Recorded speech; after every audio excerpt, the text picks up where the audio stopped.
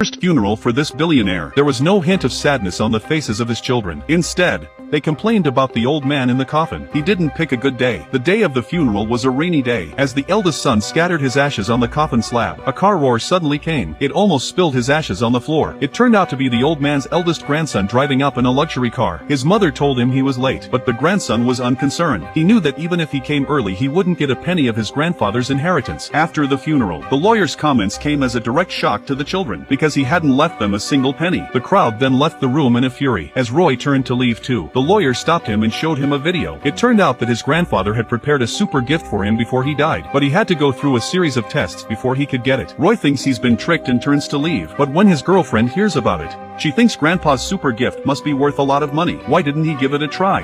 And sure enough, who doesn't like money? The next morning he flew to Houston, as his lawyer had arranged, to look for the gift. But when he got off the plane, he didn't see anything. All he saw was an old man with white hair. When he found out that the old man was a close friend of his grandfather's, Roy had no choice but to get in the car with him to look for the gift. But after a long journey, he led Roy to drive a stake. The old man told him he would get $1 for each stake he drove. When Roy heard that he didn't care about the little money, so he chose to lie flat. But as time went on, he noticed that the old man would drag himself here every day. He realized that this was probably a test of his grandfather's own. Roy started trying to drive a stake. When the old man saw that the stake he was driving was crooked, he pulled it down and told him to redo it. But after a few days, the old man suddenly noticed that Roy's stakes were straight and strong, just like his grandfather had done. Afterwards, Roy asked where the gift was, but the old man didn't say much. Instead, he told him to get on a plane and go home. When he got home, the first thing he did was to find a lawyer and ask for permission to withdraw from the test his grandfather had given him. When Roy realized that he wouldn't get a penny for withdrawing now, he had no choice but to return home. But as soon as he opened the door,